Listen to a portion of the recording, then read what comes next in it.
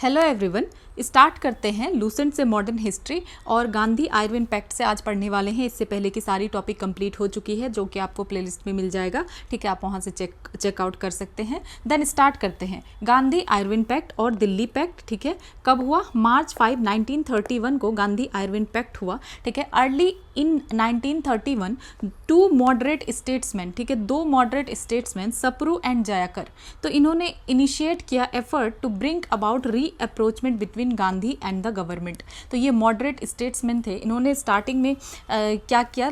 तेज बहादुर सप्रू और जयाकर ने, ठीक है, कि गवर्नमेंट के बीच और गांधी जी के बीच बातचीत हो सके। ठीक है, देन यहाँ पे 6 मीटिंग होता है वाइसरॉय लॉर्ड आयरविन के साथ फाइनली, और फिर साइन होता है पैक्ट। ठीक है, कब? मार्च 5, 1931 को। ठीक है, जहाँ पे कि कांग्रेस क्या करती है? कॉल्ड ऑफ द मूवमेंट, इस मूवमेंट को कॉल ऑफ करती है और अग्री करती है ज्वाइन करने के लिए राउंड टेबल कॉन्फ्रेंस। ठीक है, और regarding Gandhi Irwin pact Jawaharlal Nehru ने क्या कहा कि this is the way the world ends not with a bang but a whimper. ठीक है, मतलब उनको लगा कि मूवमेंट का एंड पावरफुल नहीं बल्कि वीक तरीके से हुआ। देन अब नेक्स्ट देखते हैं सेकेंड राउंड टेबल कॉन्फ्रेंस के बारे में। ठीक है, सेकेंड राउंड टेबल कॉन्फ्रेंस, तो ये कब हुआ था? लंदन में हुआ था during viceroyalty of Lord Willingdon. ठीक है, ड्यूरिंग सितंबर टू दिसंबर 1931, और गांधी जी ने अटेंड किया था इसको। ठीक है, on behalf of Indian national Congress. ठीक है, इंडियन नेशनल कांग्रेस के बिहाफ पे गांधी जी ने अटेंड किया था। तो nothing much was expected from the conference for the imperialist political forces which ultimately control the British government in London were oppose to any political और economic concession being given to India which could lead to its independence.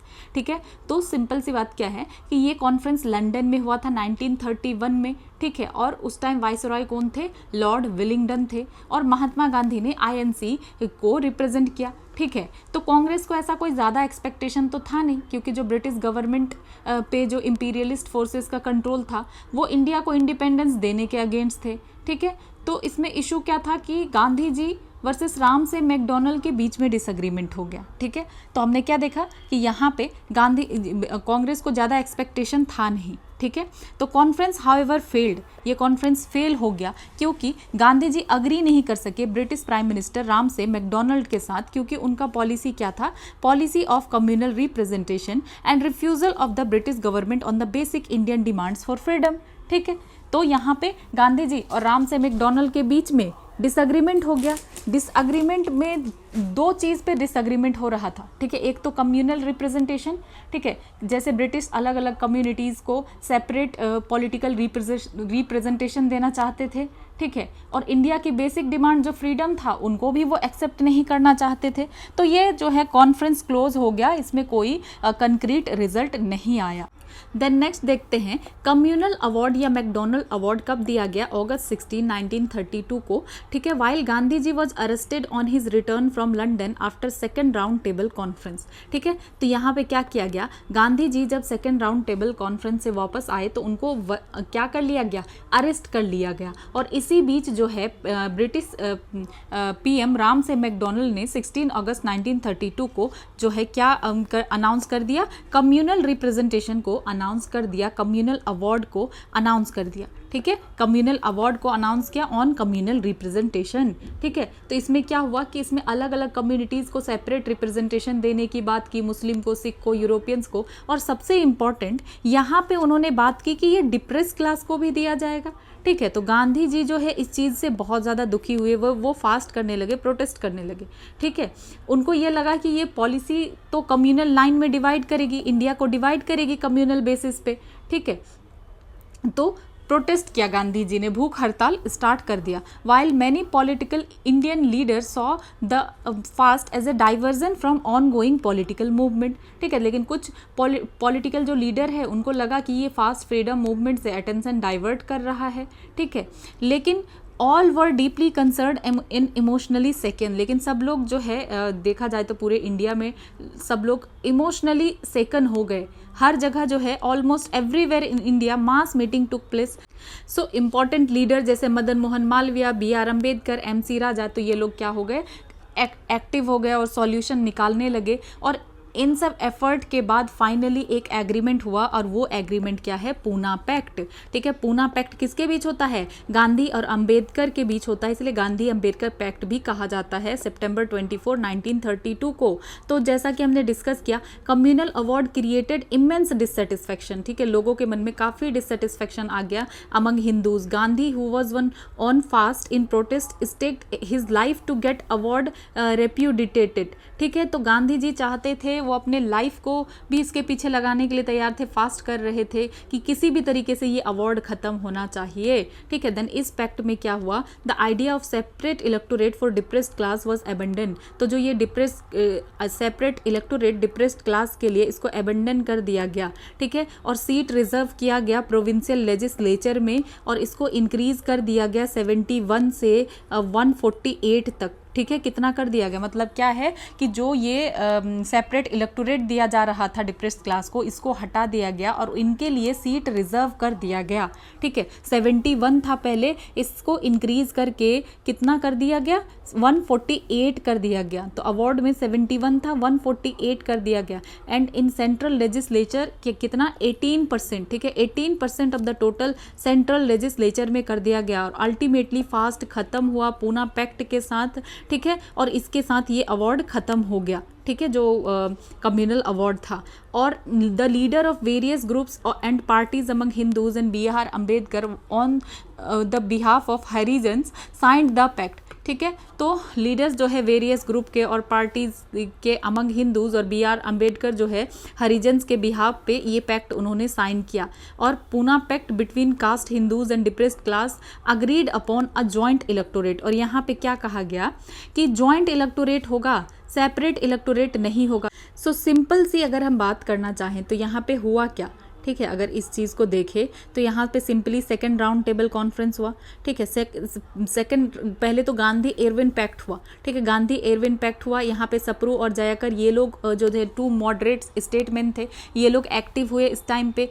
और फिर यहाँ पे viceroy Lord Irving और गांधी जी के बीच 6 meeting हुआ। ठीक है, देन यहाँ पे गांधी आयरविन पैक्ट हुआ, Gandhi ji then second round table conference पे गए। सेकंड राउंड टेबल कॉन्फ्रेंस में भी कुछ ज़्यादा फायदा हुआ नहीं। ठीक है, क्योंकि रामसे मैकडोनल्ड के साथ गांधी जी का जो भी बातें हुई वो फेल्ड हो गया। ठीक है, वो ये जो पॉलिसी था, पॉलिसी ऑफ कम्युनल रिप्रेजेंटेशन, इसी के लिए then communal award Ramsay MacDonald ने दे ही दिया। ठीक है, कम्युनल रिप्रेजेंटेशन अलाउ कर दिया और जो है ये अवार्ड किसको दे दिया गया, इवन डिप्रेस क्लास को भी दे दिया गया, मुस्लिम सिख यूरोपियन के साथ।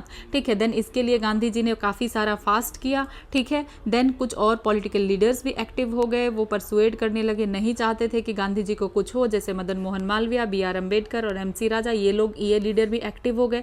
देन पूना पैक्ट और गांधी और अम्बेडकर पैक्ट होता है। ठीक है, यहाँ पे अम्बेडकर जी को कहीं ना कहीं मनाया जाता है इस पैक्ट के लिए। ठीक है, देन यहाँ पे होता क्या है कि जो डिप्रेस क्लासेस है तो इसके लिए रिजर्व सीट होता है, ना कि सेपरेट इलेक्टोरेट। क्योंकि सेपरेट इलेक्टोरेट कहने का क्या मतलब है कि वोटर जिस कास्ट का होगा, ठीक है, सेम उसी कास्ट का जो है या उसी रिलीजन का रिप्रेजेंटेटिव भी होगा। तो गांधी जी को लगा कि ये कम्युनल लाइन पे तो सीधा बांटना ही हो जाएगा, इसीलिए फिर उन्होंने इसके लिए फास्ट किया। देन लास्ट में पूना पैक्ट साइन होता है। ठीक है, उसके बाद फिर होता है थर्ड राउंड टेबल कॉन्फ्रेंस। कब होता है, नवंबर 17 से दिसंबर 24 में। ठीक है, इट वाज हेल्ड इन 1932, तो 1932 में होता है, लेकिन ये अगेन फ्रूटलेस ही रहता है। ठीक है, क्योंकि अभी नेशनल लीडर सारे के सारे प्रिजन में, जेल में थे। ठीक है, देन अब देखते हैं गवर्नमेंट ऑफ इंडिया एक्ट 1935 आता है।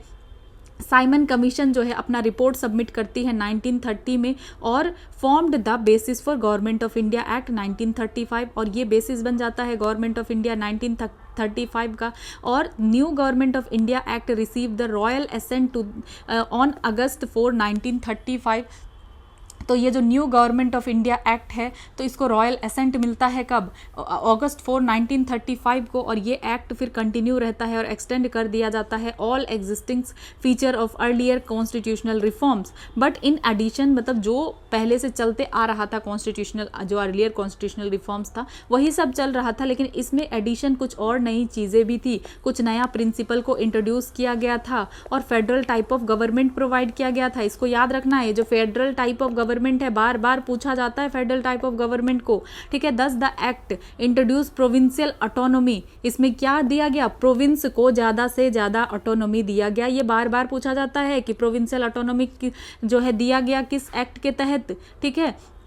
देन एबोलिश कर दिया गया डायरकी इन प्रोविंसेस, और जो डायरकी को डाला गया था प्रोविंसेस में 1919 के एक्ट से, उसको हटा दिया गया, क्योंकि साइमन कमीशन ने भी कहा था कि डायरकी को हटा दिया जाना चाहिए, ठीक है। और मिनिस्टर्स को रिस्पॉन्सिबल बनाया लेजिस्लेटिव, और फेडरेशन को बनाया एट सेंटर, ठीक है। मिनिस्टर्स जो है रिस्पॉन्सिबल होंगे to legislative and federation at centre, ठीक है। उसके बाद जो ये एक्ट है 1935 was condemned by nearly all sections of Indian public opinion and was unanimously rejected by the Congress. Congress को भी ये 1935 का, या मैक्सिमम सारे लोग ही जो है नहीं चाह रहे थे इस एक्ट को, ठीक है।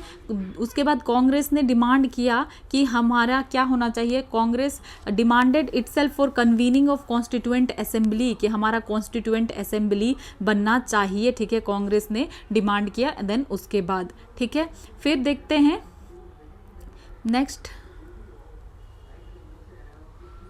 Demanded constituent assembly elected on basis of adult franchise, और वो जो कॉन्स्टिट्यूएंट असेंबली बनाया जाएगा तो उसको किसके बेसिस पे बनाया जाना चाहिए, बेसिस ऑफ एडल्ट फ्रेंचाइज, ताकि हम कॉन्स्टिट्यूशन फ्रेम कर सके इंडिपेंडेंट इंडिया के लिए।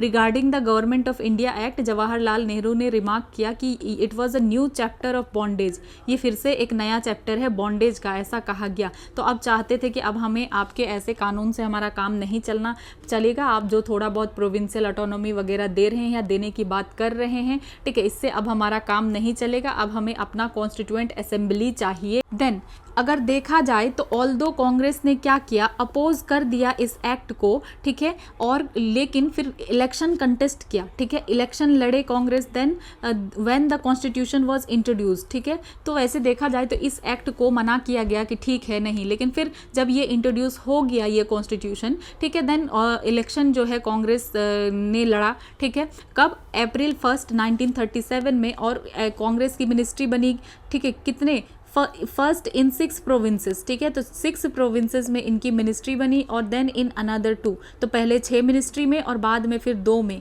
उसके बाद मुस्लिम लीग जो है, हाउएवर ये हैप्पी नहीं थे, खुश नहीं थे कांग्रेस रूल से, स्पेशली जो है मिस्टर जिन्ना, ठीक है, जिन्होंने डिस्क्राइब किया कि Congress was drunk with power and was oppressive against मुस्लिम, तो ठीक है, तो उन्होंने क्रिटिसाइज किया। तो ऑल्दो हमने देखा कि कांग्रेस ने अपोज किया, लेकिन फिर जब ये कॉन्स्टिट्यूशन इंट्रोड्यूस हो ही गया तो उसके अकॉर्डिंग कंटेस्ट किया इलेक्शन, और 6 प्रोविंसेस में मिनिस्ट्री बनाई, ठीक है, और फॉर्म्ड मिनिस्ट्रीज बनाई फर्स्ट 6 प्रोविंसेस में एंड देन अनदर 2 में, ठीक है। तो पहले 6 प्रोविंस में बनाते हैं मिनिस्ट्री, देन अनदर 2 में बनाते हैं। मुस्लिम लीग इससे बिल्कुल भी खुश नहीं थे, ठीक है, तो ये है। देन अब नेक्स्ट देखते हैं क्या होता है।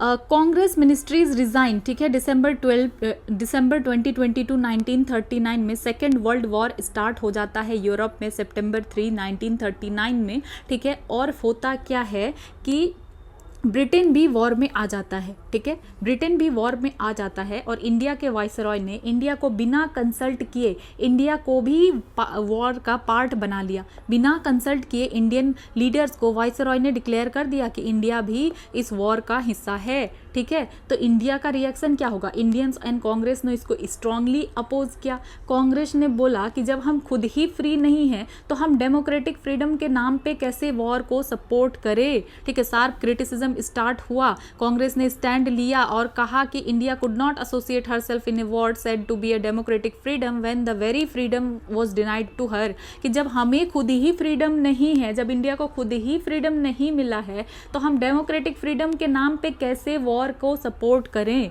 ठीक है। तो ये कहा गया। देन कांग्रेस ने डिमांड किया कि India should be declared an independent nation, ठीक है, हम वॉर में जाएंगे लेकिन पहले आप हमें इंडिपेंडेंट नेशन डिक्लेयर करो, तब ही हम ब्रिटेन को सपोर्ट करेंगे, ठीक है, तभी हम ब्रिटेन को वॉर में सपोर्ट करेंगे। देन वाइसरॉय ने फिर क्या कहा कि viceroy in his reply dated on October 17 1939 उन्होंने रिजेक्ट किया, ठीक है, कांग्रेस के डिमांड को, कहा कि ये तो प्रैक्टिकल बात नहीं बोल रहे हैं, ठीक है, उन्होंने इम्प्रैक्टिकेबल बता के, ठीक है, मना कर दिया, ठीक है। Then took the stand that government could not think over the entire constitutional scheme after the war। ठीक है, बोला कि वॉर के बाद ही कॉन्स्टिट्यूशन पे बात होगी। ठीक है, यहाँ पे क्या कहा गया, इन सारी चीज़ों को अभी बोला कि प्रैक्टिकल नहीं है और हम वॉर के बाद इन सारी चीज़ों के ऊपर बात करेंगे। देन होता क्या है, Congress demanded the viceroys reply and Congress ministry everywhere resign. अब कांग्रेस में काफ़ी गुस्सा आ गया और हर जगह ने वहाँ से वो लोग रिज़ाइन करने लगे। ठीक है, और जिन्ना जो है अब खुश हो गए। ठीक है, ऑब्वियसली जो मोहम्मद अली जिन्ना थे तो इससे उनको फ़ायदा हो रहा था तो वो खुश हो रहे थे। और called upon Indian Muslims to celebrate resigning day of Congress ministry as the day of deliverance. और उन्होंने कहा कि ये लोग जो रिज़ाइन कर रहे हैं वो खुश थे और उन्होंने इस दिन को कहा द डे ऑफ डिलीवरेंस के रूप में सेलिब्रेट किया। ठीक है, देन अब देखते हैं Pakistan resolution and Lahore resolution. तो मार्च 24, 1940 को क्या होता है समझते हैं। तो इट वाज इन 1930। तो जो इकबाल थे, ठीक है, अल्लामा इकबाल, इन्होंने सजेस्ट किया, एक आइडिया दिया। ठीक है, the union of frontier province Baluchistan, Sindh and Kashmir को मुस्लिम स्टेट बना दिया जाना चाहिए विद इन द फेडरेशन। ठीक है, क्या क्या, union of frontier province Baluchistan, Sindh and Kashmir as a Muslim state within the federation. ठीक है, इन सब के बारे में आइडिया दिया और this proved to be a creative idea. ये लगा कि हाँ ठीक है, ये तो क्रिएटिव आइडिया है। ठीक है, which germinated during early 30s to burst into vigorous life and the advent of new reforms। तो उस टाइम पे ये काफ़ी जो है एक तरीके से कहें कि विजनरी लग रहा था। ऐसा लग रहा था कि हाँ बात तो कर दी गई कि ऐसे ऐसे कर दिया जाएगा फ्रंटियर प्रोविंस बलूचिस्तान, सिंध, कश्मीर, लेकिन लग रहा था कि क्या ये हो भी पाएगा।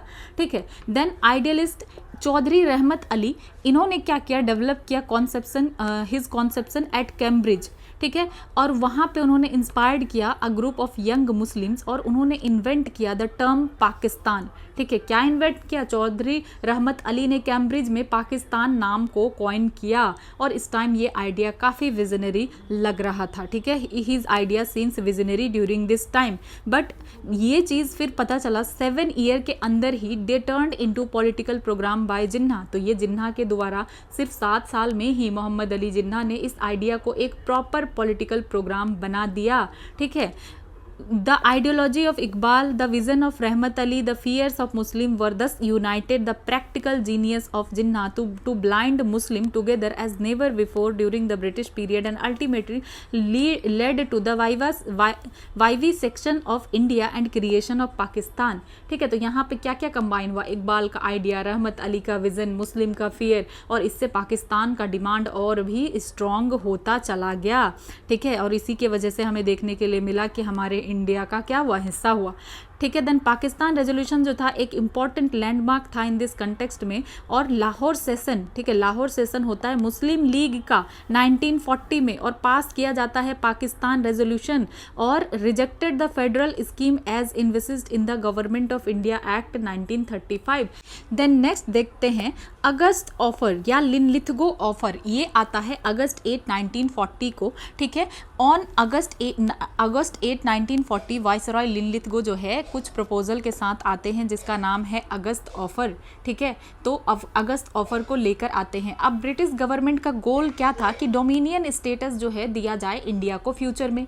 ठीक है, और ये भी बोला गया कि नया कॉन्स्टिट्यूशन बनाने की जिम्मेवारी अब इंडियन की होगी। ठीक है, the responsibility it accepted that framing of new constitution would be the responsibility of Indians, कि जो नया कॉन्स्टिट्यूशन बनेगा वो कौन बनाएंगे, इंडियंस ही बनाएंगे। और एक इम्पॉर्टेंट पॉइंट कि यहाँ पे माइनॉरिटीज़ के व्यू को फुल इम्पोर्टेंस दिया गया। ठीक है, क्या कहा गया कि जब कॉन्स्टिट्यूशन बनाया जाएगा तो माइनॉरिटीज़ के व्यू को बहुत इंपॉर्टेंस दिया जाएगा। मौलाना आज़ाद कलाम, ठीक है, मौलाना अबुल कलाम आज़ाद जो कि प्रेसिडेंट थे कांग्रेस के, उन्होंने रिजेक्ट किया अगस्त ऑफर को। ठीक है, तो जिस अगस्त ऑफर का एम ही क्या था कि कांग्रेस जो है ऑन गोइंग वर्ल्ड वॉर में आ जाए। और मुस्लिम लीग, हाउएवर मुस्लिम लीग ने वेलकम किया इस ऑफर को as it ensured that no further constitution would be adopted without prior approval. ठीक है, प्रायर अप्रूवल ऑफ मुस्लिम। तो यहाँ पे जो है मोहम्मद अली जिन्ना को या मुस्लिम लीग को कह सकते थे, उनको थोड़ा ये ऑफर अच्छा लगा क्योंकि क्या कहा जा रहा है कि कॉन्स्टिट्यूशन में जो भी कुछ होगा तो माइनॉरिटीज़ को ध्यान दिया जाएगा, तो वीटो पावर टाइप का मिल रहा था। लेकिन फिर भी जो है लीग को क्या चाहिए था कि वो ये चाहते थे कि इंडिया का प्रॉब्लम तभी सॉल्व होगा, ठीक है। The league declared that most difficult problem of India's future constitution could be solved only by the partition. लेकिन फिर भी क्या कह रहा था, ठीक है, मुस्लिम लीग के द्वारा भी यही कहा जा रहा था कि ये जो है कैसे सॉल्व होगा, जो भी प्रॉब्लम है ये पार्टीशन से ही सॉल्व होगा। तो इन ब्रीफ अगस्त ऑफर भी फेल हो गया, ठीक है। इंडिया का कोऑपरेशन नहीं मिल पाया वॉर के लिए, और फर्दर जो है गैप कांग्रेस और ब्रिटिशर्स के बीच भी बढ़ गया, और कांग्रेस और मुस्लिम लीग के बीच भी गैप बढ़ गया। देन आता है इंडिविजुअल सिविल डिसोबीडियंस या इंडिविजुअल सत्याग्रह, ठीक है। ये होता है कब, अक्टूबर 1940 से दिसंबर 1941। द कांग्रेस वर्किंग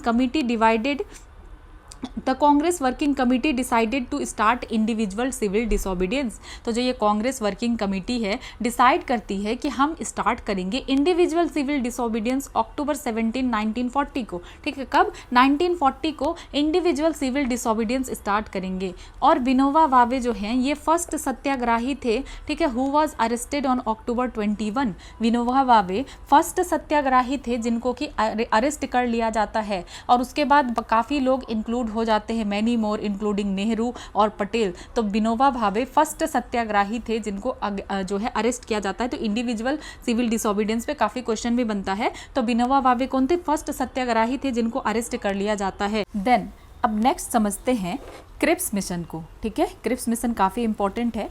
तो हुआ क्या, in 1952 British government realise that it could not ignore the Indian problems any more, कि अब जो भी इंडिया की चीज़ें हैं, प्रॉब्लम है, अब इसको इग्नोर नहीं किया जा सकता है, ठीक है। तो ब्रिटिश को ये समझ में आ गया कि इंडिया के बिना वॉर जीतना मुश्किल है। तो as a result of the world war the situation worsened for the British with Japanese advance toward Indian borders. तो अब उनको ये तो समझ में आ गया कि इंडिया के बिना वॉर जीतना मुश्किल है, ठीक है। जापान रैपिडली जो है इंडिया की तरफ बढ़ रहा था, ठीक है। तो अब क्या हुआ, by March 7, 1942 Rangoon fail and Japan occupied the entire south east Asia, ठीक है। तो फिर क्या हुआ कि जापान इंडिया की तरफ आ रहा था, रंगून भी गिर गया, और साउथ ईस्ट एशिया को भी कैप्चर कर लिया गया, ठीक है। तो British government with A view of getting cooperation from Indians, तो अब लगा कि इंडियन का कोऑपरेशन तो बहुत ही ज़्यादा ज़रूरी है। तो सर स्टैफोर्ड क्रिप्स जो थे एक मेंबर थे, a member of the British cabinet के मेंबर थे, उनको भेजा जाता है टू इंडिया, ठीक है, to settle terms with Indian leaders who were forth with released, ठीक है। तो इसीलिए ब्रिटिश ने क्या किया, स्टैफोर्ड क्रिप्स को इंडिया भेजा। एम क्या था, इंडिया का सपोर्ट लेना वॉर के लिए। देन क्रिप्स ने प्रपोज किया dominion status after the war, but his proposal was rejected by all the political leaders. तो क्रिप्स ने क्या प्रपोज किया, डोमिनियन स्टेटस प्रपोज किया, लेकिन इसको रिजेक्ट कर दिया गया क्योंकि no party agreed to accept this proposal. अब कोई नहीं चाहते थे इस प्रपोजल को एक्सेप्ट करना, ठीक है। तो अब क्रिप्स मिशन क्या हो गया, खत्म हो गया, फेल हो गया, ठीक है। तो regarding the Cripps mission proposal Mahatma Gandhi ने कहा कि ये एक पोस्ट डेटेड चेक है, ठीक है। मतलब क्या है कि अब जो है किसी को अब डोमिनियन स्टेटस नहीं चाहिए, डोमिनियन स्टेटस पहले मांग रहे थे, अब हमें कंप्लीट इंडिपेंडेंस चाहिए, ठीक है। काफ़ी पहले से ही हमारा एम क्या हो चुका कि अब हमें कंप्लीट इंडिपेंडेंस चाहिए, तो डोमिनियन स्टेटस तो अब हमें चाहिए नहीं, इसीलिए सबने जो है रिजेक्ट कर दिया। देन फिर अब नेक्स्ट क्या होता है देखते हैं, क्विट इंडिया मूवमेंट, ये भी इंपॉर्टेंट है, 1942 में होता है, ठीक है। ऑन अगस्त 8, 1942 कांग्रेस जो है in its meeting at Gwalior tank Bombay, तो ग्वालियर टैंक बॉम्बे में मीटिंग होता है, ठीक है। और पास किया जाता है रेजोल्यूशन जिसका क्या नाम रहता है, क्विट इंडिया रेजोल्यूशन, ठीक है। और गांधी जी यहाँ पे क्या करते हैं, asked the British to quit India and gave a call for do and die. तो अब गांधी जी सीधा अब डू एंड डाई का कॉल देते हैं और कहते हैं ब्रिटिश को भारत छोड़ने के लिए कि अब तो छोड़ना पड़ेगा। वो कहते हैं we shall either free India or die in the attempt, की या तो हम इंडिया को फ्री कर लें या मर ही जाए, ठीक है, इस अटेम्प्ट में। टू हिज कंट्री मैन, सारे लोगों को ऐसा कहते हैं। फिर क्या होता है, on August 9, 1942 all the prominent leaders like Gandhi, Nehru, Patel, सबको अरेस्ट कर लिया जाता है। क्या किया जाता है, सबको अरेस्ट कर लिया जाता है, ठीक है। Were arrested but the rest most, उसके बाद जो बचे हुए थे रेस्ट, जैसे कि जयप्रकाश नारायण, राम मनोहर लोहिया, अरुणा अशरफ अली, उषा मेहता, ठीक है, इन्होंने कंटिन्यू रखा रेवोल्यूशनरी स्ट्रगल को, ठीक है। वॉयलेंस जो है स्प्रेड हो गया through out the country, several government offices जो है डिस्ट्रॉय हो गए, डैमेज हो गए, टेलीग्राफ वायर्स को काट दिया गया, कम्युनिकेशन पैरालाइज हो गया, ठीक है। तो ये यहाँ पे वॉयलेंस बहुत ज़्यादा देखने के लिए मिला था, ठीक है। वॉयलेंस स्प्रेड हो गया through out the country, government offices destroy, damage हो गया, टेलीग्राफ्स वायर को काट दिया गया, कम्युनिकेशन पैरालाइज हो गया।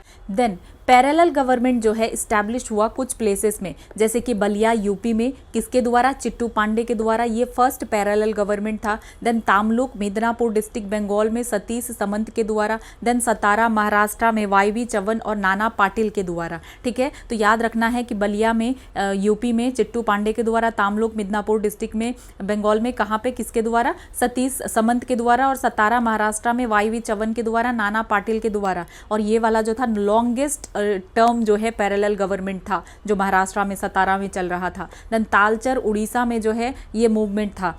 हाउएवर इस मूवमेंट को भी गवर्नमेंट के द्वारा क्रश कर दिया गया। देन अब देखते हैं ये जो क्विट इंडिया टर्म है इसको कॉइन किया गया था यूसुफ मेहरेली के द्वारा, ठीक है। ये कंपेनियन थे महात्मा गांधी के, तो याद रखना है क्विट इंडिया टर्म। तो ये जो क्विट इंडिया टर्म है इसको यूसुफ मेहरेली के द्वारा जो है कॉइन किया गया, और जो डू एंड डाई का नारा महात्मा गांधी ने दिया था, ठीक है। देन गांधी जी फास्ट करते हैं कब, फरवरी 10 से मार्च 7 तक 1943 में। गांधी जी 21 दिन के फास्ट में चले जाते हैं और उनका कंडीशन बहुत ज़्यादा बुरा होने लगता है 13 दिन के फास्ट के बाद ही, और सबको लगता है कि पता नहीं क्या होगा, क्योंकि गांधी जी की हालत बहुत क्रिटिकल हो जाती है। लेकिन फिर भी वो गिव अप नहीं करते हैं, उनके मोरल स्ट्रेंथ और स्पिरिचुअल स्टेमिना से वो सर्वाइव कर जाते हैं और 21 दिन का फास्ट रख लेते हैं। तो ये फास्ट उन्होंने क्यों रखा था, this was his answer to the government, ये आंसर था गवर्नमेंट को, ठीक है, which had been constantly exhorting him to condemn the violence.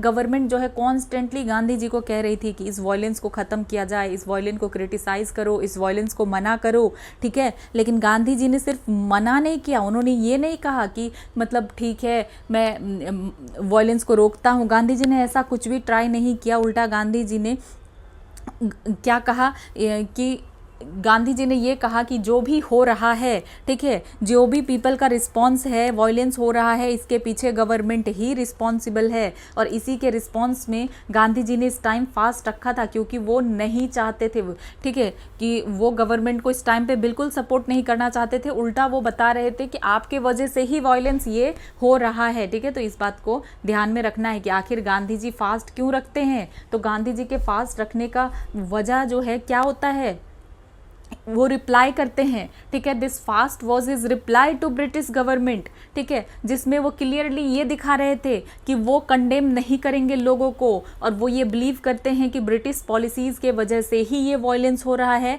ना कि लोगों की वजह से। द नेक्स्ट देखते हैं CR फॉर्मूला 1945 में, सॉरी नॉट 45, 44 में चक्रवर्ती राजा गोपालाचारी, ठीक है। तो CR इन्होंने प्रपोज किया, इन्होंने ये था उनका फॉर्मूला, ठीक है। तो उन्होंने प्रपोज किया कि अपॉइंट किया जाना चाहिए एक कमीशन को जो डिमार्केट करे, ठीक है, डिस्ट्रिक्ट कहाँ पे, नॉर्थ वेस्ट में और ईस्ट में, ठीक है, जहाँ पे कि मुस्लिम मेजोरिटी है, ठीक है। तो बेसिकली कह रहे थे कि एक कमीशन होना चाहिए जो कि आइडेंटिफाई करे Muslim majority areas north west में और ईस्ट में, ठीक है। In such area plebiscite was propose to held on the basis of adult suffrage, और वहाँ पे क्या होना चाहिए, प्लेबिसाइट होना चाहिए, ठीक है, मतलब एक तरीके से वोट होना चाहिए, प्लेबिसाइट होना चाहिए, ठीक है। और प्लेबिसाइट का मतलब क्या हुआ, वोटिंग होना चाहिए एडल्ट सफराज के बेसिस पे, जहाँ पे एडल्ट क्या कर सकते हैं, वोट कर सकते हैं, ठीक है। और उनको क्या दिया जाएगा, they would be given freedom if they favoured a sovereign state, और उनको फेवर दिया जाएगा, फ्रीडम दिया जाएगा कि क्या वो एक सॉवरेन स्टेट चाहते हैं, ठीक है। और अगर in case of acceptance of partition agreement was to be made by jointly for safeguarding defence, commerce, communication etcetera, ठीक है।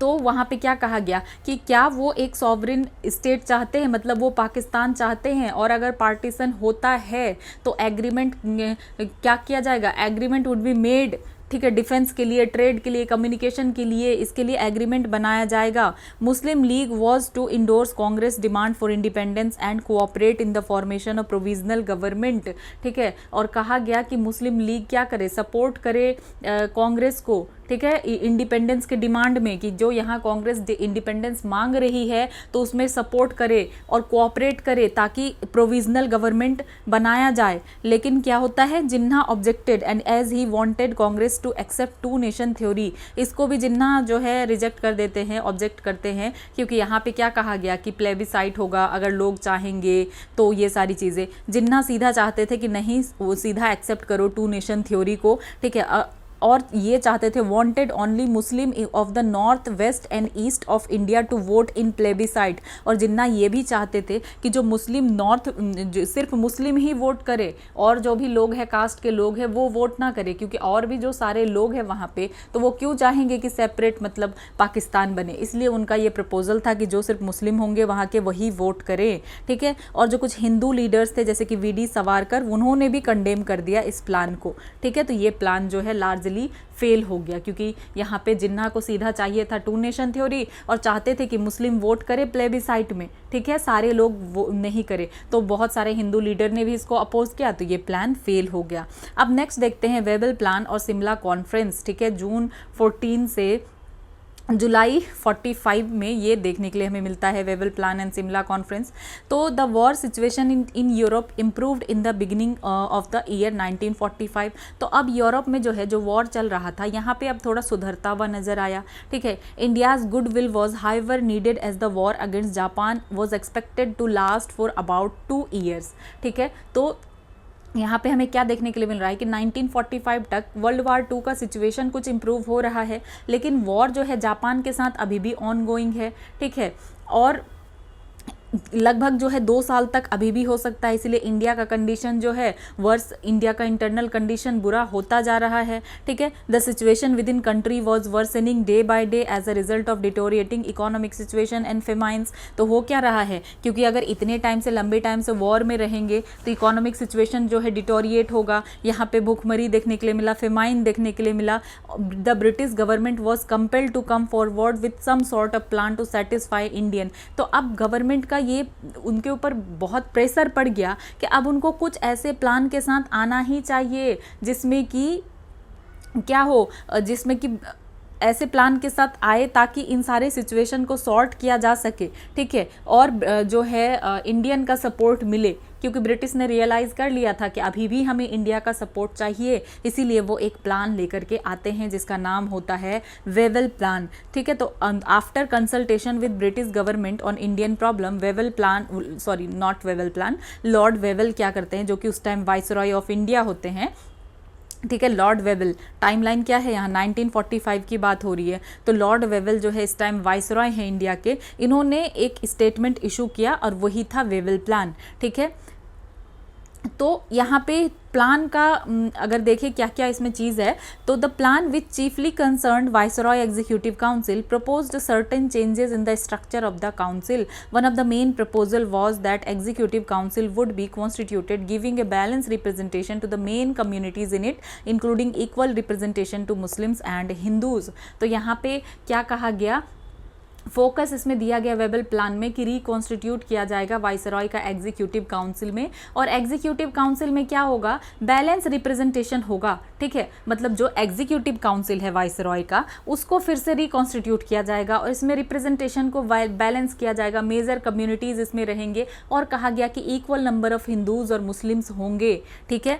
Then soon after the Wavell plan was issued, the members of Congress working committee were released. जो Congress member थे, कांग्रेस के jail में थे, ठीक है, Congress working committee के, उनको रिलीज किया गया जेल से, ठीक है। और एक कॉन्फ्रेंस हुआ of 22 prominent Indian leaders called at Shimla to consider the Wavell plan. तो ये जो शिमला में उनको बुलाया गया, मतलब 22 इंडियन जो है प्रोमिनेंट लीडर थे जिनको शिमला में बुलाया गया कि वेबल प्लान को कंसीडर किया जा सके, ठीक है। लेकिन यहाँ पे भी कोई डिसीजन पे आया नहीं गया, ठीक है। कितने लीडर ने पार्टिसिपेट किया था, 22 इंडियन लीडर्स ने पार्टिसिपेट किया था ताकि वेबल प्लान को फाइनलाइज किया जा सके, लेकिन कोई ये नहीं आ पाया क्योंकि जिन्ना ने एक रिजिड जो है स्टैंड ले लिया। उसने ये कहा कि सिर्फ मुस्लिम लीग ही नॉमिनेट करेंगे मुस्लिम मेंबर को, और कांग्रेस शुड नॉट रिप्रेजेंट मुस्लिम, ठीक है। कांग्रेस रिप्रेजेंट नहीं करते हैं मुस्लिम को, तो कांग्रेस ने डिसएग्री किया इससे, ठीक है, और कोई एग्रीमेंट पे नहीं आ पाए, ठीक है। तो व्हाट यहाँ पे क्या हुआ कॉन्फ्रेंस में, मिस्टर जिन्ना अनफ्लिंचिंग स्टैंड, ठीक है, उनका जिन्ना का अनफ्लिंचिंग स्टैंड क्या था, that the Muslim members approved only by the Muslim league. तो इसमें जो भी मुस्लिम मेंबर होंगे उनको सिर्फ मुस्लिम लीग ही अप्रूव करेगी, ठीक है, और वही लोग इंक्लूड होंगे एग्जीक्यूटिव काउंसिल में, ठीक है। तो यहाँ पे फिर से हमें क्या देखने के लिए मिला, कम्युनलिज्म दस अगेन बिकमिंग स्टम्बलिंग ब्लॉक, ठीक है। तो यहाँ पे भी कोई डिसीजन नहीं आ पाया। For the Britishers however the dissension between the Congress and the Muslim league was a source of happiness. Then अब समझते हैं आईएनए ट्रायल के बारे में, ठीक है, कि आईएनए ट्रायल में क्या हुआ। तो नवंबर 1945 में पीके सहगल, शाहनवाज खान, गुलबख्श सिंह ढिल्लोन, इनको जो है ट्रायल के लिए जो है लाया गया कहाँ पे, रेड फोर्ट में, ठीक है, रेड फोर्ट में जो कि दिल्ली में है 1945 में, ठीक है। तो आईएनए के जो ये आज़ाद हिंद फौज के जो ऑफिसर्स थे ये, ठीक है, प्रेम कुमार सहगल, शाहनवाज खान और गुलबख्श सिंह ढिल्लोन, ठीक है, इनको रेड फोर्ट में लाया गया ट्रायल के लिए, ठीक है। तो अब देखते हैं इन पे चार्ज क्या था। तो ब्रिटिश किंग के खिलाफ वॉर छेड़ना इनके ऊपर चार्ज लगाया गया और कोर्ट ने इनको गिल्टी डिक्लेयर कर दिया, ठीक है। फिर इसके रिएक्शन में अगर देखा जाए तो इंडियन पब्लिक जो है इस डिसीजन से बहुत गुस्सा हो गई, ठीक है, देश भर में प्रोटेस्ट होने लगा, इतना प्रेशर बना रहा ब्रिटिश के ऊपर, ठीक है, कि उनको जो है जो भी पनिशमेंट दिया गया था उसको सस्पेंड करना पड़ा, ठीक है। तो देखते हैं to elucidate, despite the best efforts of the Congress to win the legal battle trial, INA prisoners led to their outright conviction, कि इतना ट्राई किया कांग्रेस ने कि किसी तरीके से इनको बचाया जा सके, लेकिन फिर भी इनको गिल्टी कहा गया कि इन्होंने जो है किंग इम्पेयर के खिलाफ लड़ाई को छेड़ा है, वॉर किया है, ठीक है। लेकिन यहाँ पे प्रेशर जो है इंडियन पब्लिक से बहुत ज़्यादा आया, तो इस वजह से उनको जो है अपने डिसीजन से क्या करना पड़ा, अपने डिसीजन को सस्पेंड करना पड़ा, उनके पनिशमेंट को मतलब सस्पेंड करना पड़ा, ठीक है। This shook the British government and it was compelled to suspend the sentences imposed on the INA convicts. Further this affection spread fast among the soldiers. The chief defense and advocate during the INA trial was भूला भाई देसाई। तो ये याद रखना है कि chief defence advocate कौन थे आईएनए ट्रायल के टाइम पे, तो चीफ डिफेंस एडवोकेट थे आईएनए ट्रायल के टाइम पे भूला भाई देसाई, ठीक है, ये बात आपको याद रखना है। और कुछ अदर डिफेंस लॉयर्स भी थे, तेज बहादुर सप्रू, जवाहरलाल नेहरू, असफ अली, मोहम्मद अली जिन्ना, ठीक है। तो यहाँ पे अगर हम देखें कि ये डिफेंस टीम में कौन कौन थे, ये आपको याद रखना, चीफ लॉयर थे भूला भाई देसाई, और भी लीडर्स ने डिफेंड किया जैसे कि तेज बहादुर सप्रू, जवाहरलाल नेहरू, असफ अली और मोहम्मद अली जिन्ना। इवन मोहम्मद अली जिन्ना भी थे जो इनको मतलब सेव कर रहे थे, बचा रहे थे, ठीक है, इस बात को याद रखना है। तो देन ये बात याद रखना है कि ठीक है, इनको पहले तो पनिशमेंट दे दिया जाता है लेकिन बाद में माफ़ करना पड़ता है, ठीक है। अब देखते हैं आज़ाद हिंद फौज के बारे में, इंडियन नेशनल आर्मी आईएनए के बारे में। तो Japanese, after defeating the British in Southeast Asia, took a number of Indian soldiers as prisoners of war। तो हुआ क्या कि जापानीज ने साउथ ईस्ट एशिया में ब्रिटिश को हरा दिया और बहुत सारे इंडियन सोल्जर को प्रिजनर्स ऑफ वॉर बना के लिए गए, ठीक है। 1942 में a conference of Indian was held in Tokyo. तो एक कॉन्फ्रेंस हुआ इंडियंस का टोक्यो में और उन्होंने बनाया इंडियन इंडिपेंडेंस लीग। क्या बनाया? इंडियन इंडिपेंडेंस लीग बनाया उस कॉन्फ्रेंस में।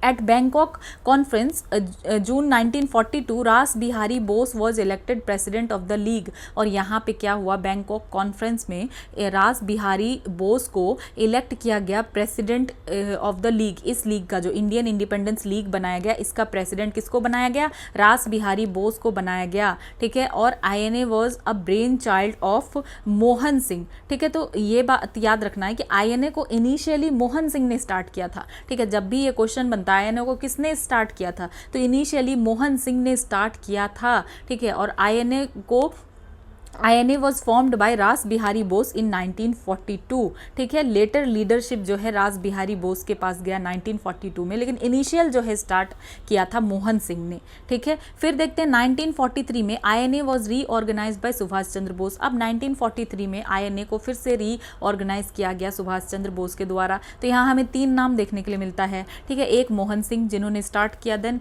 आईएनए को फॉर्म्ड किया किसने? रास बिहारी बोस ने 1942 में। फिर आईएनए को रीऑर्गेनाइज रीऑर्गेनाइज किया गया सुभाष चंद्र बोस के द्वारा।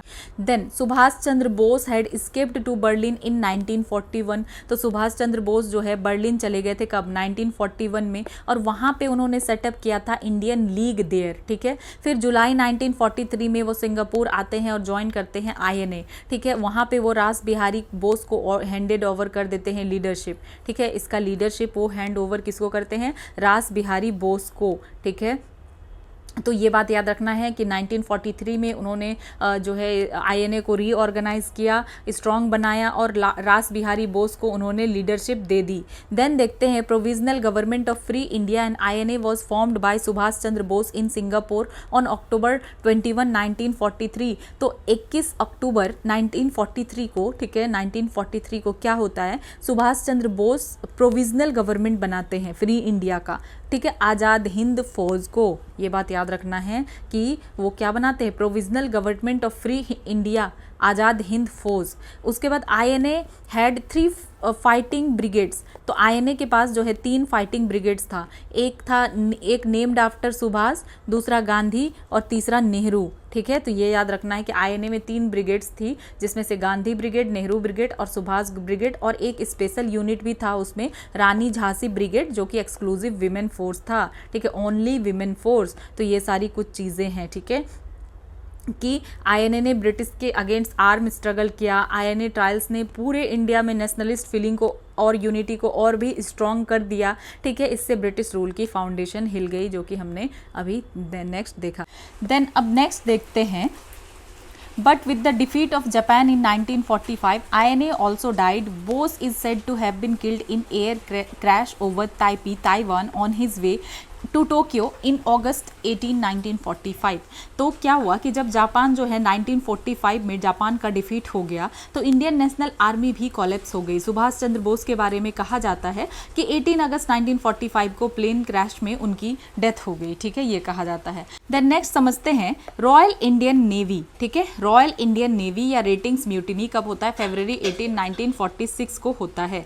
तो 18 फरवरी 1946 को बॉम्बे में जो नेवल सोल्जर्स होते हैं, ठीक है, नेवल सोल्जर्स, ठीक है, उन्हीं को कहा जा रहा है बॉम्बे रेटिंग्स ऑफ HMS तलवार। इन्होंने क्या किया कि स्ट्राइक कर दिया, ठीक है। क्यों, रेशियल डिस्क्रिमिनेशन हो रहा था। उसके बाद जो है अनप्लेटेबल फूड, मतलब जो खाना भी इनको दिया जा रहा था बहुत बुरा दिया जा रहा था, और ऑफिसर जो है अब्यूज़ भी कर रहे थे, ठीक है। तो यहाँ पे ऑफिसर उनको अच्छा उनके साथ बिहेव भी नहीं कर रहे थे। और ये ट्रिगर कब होता है, जब BC दत्त ने शिप पर क्विट इंडिया लिखा, ठीक है। तो ये कब जो है, और ये स्टार्ट कब होता है, तो अनप्लेटेबल फूड था and abuse after the arrest of BC Dutt who has scrawled quit India on the ship. तो और कब ज़्यादा स्टार्ट हो जाता है, जब BC दत्त ने शिप के ऊपर क्विट इंडिया लिखा, ठीक है, तो फिर वो अरेस्ट हो गए। देन ये और ज़्यादा स्टार्ट हो जाता है। देन फिर होता क्या है, 19 फरवरी को कराची में भी रिवोल्ट हो गया और सिचुएशन और ज़्यादा सीरियस हो गया, ठीक है। 19 फरवरी को क्या हो गया, HMS हिंदुस्तान इन कराची, यहाँ उन्होंने भी क्या कर दिया, म्यूटिनी कर दिया। देन वल्लभ भाई पटेल और Jinnah jointly persuaded the ratings to surrender on February 23, 1946। तो सरदार वल्लभ भाई पटेल और मोहम्मद अली जिन्ना ने मिलकर रेटिंग्स को 23 फेब 1946 को सरेंडर करने के लिए मना लिया, ठीक है। तो Britishers for the first time seriously realise that with this awakening among Indians and revolt in armed forces it could not perpetuate its hold in India any more. तो अब ब्रिटिश को समझ में आ गया कि अब आर्मी भी लॉयल नहीं है, अब आर्मी से हर जगह से रिवोल्ट हो रहा है, इसीलिए इंडिया पे रूल कंटिन्यू करना तो अब मुश्किल हो गया। देन उसके बाद आता है कैबिनेट मिशन, ठीक है। कैबिनेट मिशन कब आता है, मार्च से जून 1946 के बीच में आता है, ठीक है। तो होता क्या है कि ब्रिटिश प्राइम मिनिस्टर क्लेमेंट एटली ने अनाउंस किया कि एक मिशन अब इंडिया आएगा सॉल्यूशन देने के लिए, ठीक है। लॉर्ड एटली ये प्राइम मिनिस्टर थे, इन्होंने डिक्लेरेशन किया मार्च 15, 1946 को कि एक ब्रिटिश कैबिनेट मिशन को लाया जाएगा, इंडिया विजिट करेंगे, ठीक है, ताकि वो कुछ रिकमेंडेशन दे सके और कॉन्स्टिट्यूशनल रिफॉर्म्स को इंट्रोड्यूस किया जा सके इंडिया में, ठीक है। तो इसमें कैबिनेट मिशन में मेंबर्स कौन कौन थे, Lord Pethick Lawrence, Stafford Cripps और AV अलेक्जेंडर, ये तीनों थे, ठीक है। एम क्या था कि इंडिया के लिए कॉन्स्टिट्यूशनल सॉल्यूशन देना है, ठीक है। तो इन्होंने क्या किया, visited India and met the representative of different political parties but a satisfactory solution to constitutional difficulties could not be found. तो ये सबसे जाकर मिले इंडिया के जो भी रिप्रेजेंटेटिव थे डिफरेंट पॉलिटिकल पार्टी से, लेकिन कोई सेटिस्फैक्ट्री सॉल्यूशन जो है नहीं मिल पाया। ठीक है, और फिर मिशन ने क्या किया, envisaged the establishment of constituent assembly, और लेटर ऑन मिशन ने क्या कहा कि हाँ कॉन्स्टिट्यूएंट असेंबली बनेगा ताकि वो संविधान क्या कर सके, कॉन्स्टिट्यूशन को बना सके, संविधान को फ्रेम कर सके, और इंटरिम गवर्नमेंट भी बनाए। ठीक है, क्या कहा, कॉन्स्टिट्यूएंट असेंबली बनेगी कॉन्स्टिट्यूशन बनाने के लिए और इंटरिम गवर्नमेंट भी बनेगी। ठीक है, मुस्लिम लीग ने इस प्लान को एक्सेप्ट कर लिया कब, जून 6, 1946 को, while maintaining it's right of striving for a separate Muslim state. लेकिन अभी भी वही था, मुस्लिम लीग ने एक्सेप्ट तो किया लेकिन पाकिस्तान का डिमांड जो है कंटिन्यू रखा कि ये तो मिलना ही चाहिए। और फिर कांग्रेस को भी अब तक के लिए सबसे बेस्ट प्लान लगा कि ठीक है इतने देर में कोई थोड़ा बहुत ठीक ठाक प्लान है, तो पार्शियली कांग्रेस ने इस प्लान को एक्सेप्ट किया, ऐसा नहीं कि फुल्ली एक्सेप्ट किया, यहाँ पार्शियली वर्ड लिखा हुआ है। ठीक है, तो पार्शियली एक्सेप्ट किया। देन अब डायरेक्ट एक्शन कैंपेन अगस्त 16, 1946 को, तो यहाँ पे क्या होता है कि मुस्लिम लीग ने इसको डायरेक्ट एक्शन कैंपेन को लॉन्च किया। ठीक है, provoked by success of the Congress in the voting of constituent assembly the Muslim League launched a direct action campaign. तो हुआ क्या कि यहाँ पे जो कांग्रेस को सक्सेस मिला, कहाँ पे, इन the voting of constituent assembly, जब कॉन्स्टिट्यूएंट असेंबली का वोट हुआ तो कांग्रेस को सक्सेस मिला, तो मुस्लिम लीग ने लॉन्च किया डायरेक्ट एक्शन कैंपेन। ठीक है, इसकी वजह से वाइड स्प्रेड कम्युनल रायोट्स जो है पूरे कंट्री में देखने के लिए मिला। ठीक है, नेक्स्ट जो फिर इम्पॉर्टेंट है देखते हैं, इंटरिम गवर्नमेंट। ठीक है, ये कब बनता है, सितंबर 2, 1946 में। तो 2 सितंबर 1946 को इंटरिम गवर्नमेंट बना। ठीक है, इसमें कांग्रेस लीडर जो है लेड बाय जवाहरलाल नेहरू सबने ज्वाइन किया। ठीक है, तो इंटरिम गवर्नमेंट बना, इसमें कांग्रेस मेंबर्स भी थे, जिसको कि लीड कौन कर रहे थे, पंडित जवाहरलाल नेहरू, और इन सारे लोगों ने ज्वाइन किया। ठीक है, लेकिन जो मुस्लिम लीग है, मुस्लिम लीग ने ज्वाइन नहीं किया। ठीक है, बल्कि अपनी पहले वाली एक्सेप्टेंस कैबिनेट मिशन प्लान को भी विड्रॉल कर ली। ठीक है, on the contrary it withdraw it's earlier acceptance of the cabinet mission plan, ये भी जो पहले मान रहे थे उसको भी अब नहीं मान रहे हैं। ठीक है, देन क्या होता है, फॉर्मेशन होता है कॉन्स्टिट्यूएंट असेंबली का। ठीक है, तो याद रखना है इंटरिम गवर्नमेंट में मुस्लिम लीग विड्रॉ कर लेते हैं। ठीक है, देन फॉर्मेशन होता है कॉन्स्टिट्यूएंट असेंबली का दिसंबर 9, 1946 को। कब, दिसंबर 9, 1946 को, इस डेट को आपको बिल्कुल याद रखना चाहिए। ठीक है, दिसंबर 9, 1946 को कॉन्स्टिट्यूएंट असेंबली की फर्स्ट मीटिंग हुई। ठीक है, कॉन्स्टिट्यूएंट असेंबली की फर्स्ट मीटिंग कब हुई, दिसंबर 9, 1946 को,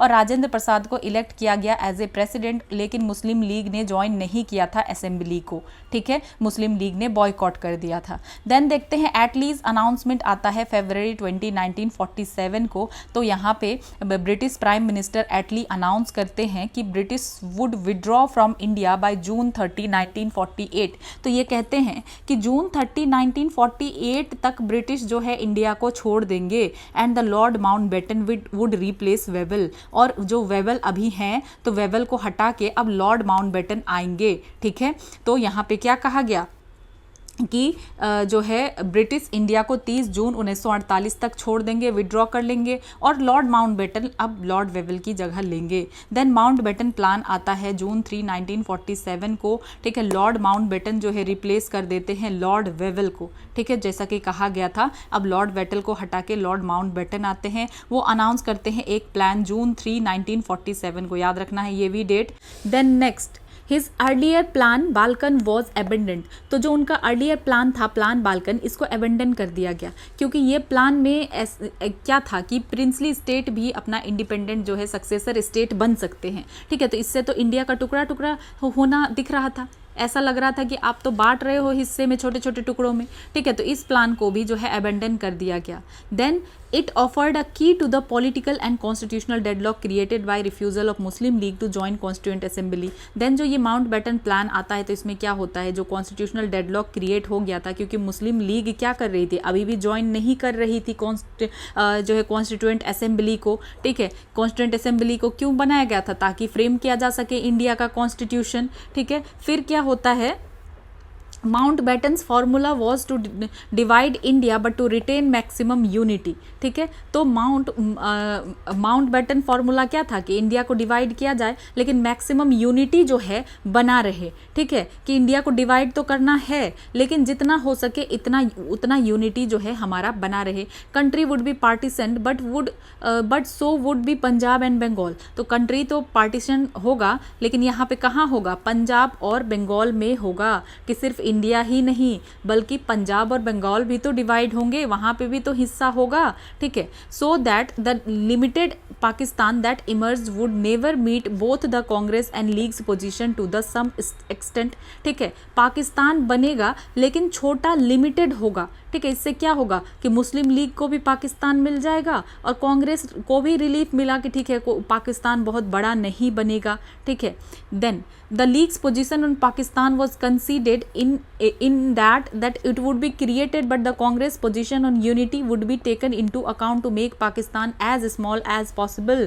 ठीक है, तो इसमें वही कहा गया कि मुस्लिम लीग की डिमांड भी एक्सेप्ट हो जाएगी कि पाकिस्तान बनेगा और कांग्रेस की यूनिटी वाली बात भी कंसीडर होगा। ठीक है, इसीलिए पाकिस्तान को जितना हो सके उतना छोटा रखा जाएगा। ठीक है, स्मॉल रखा जाएगा।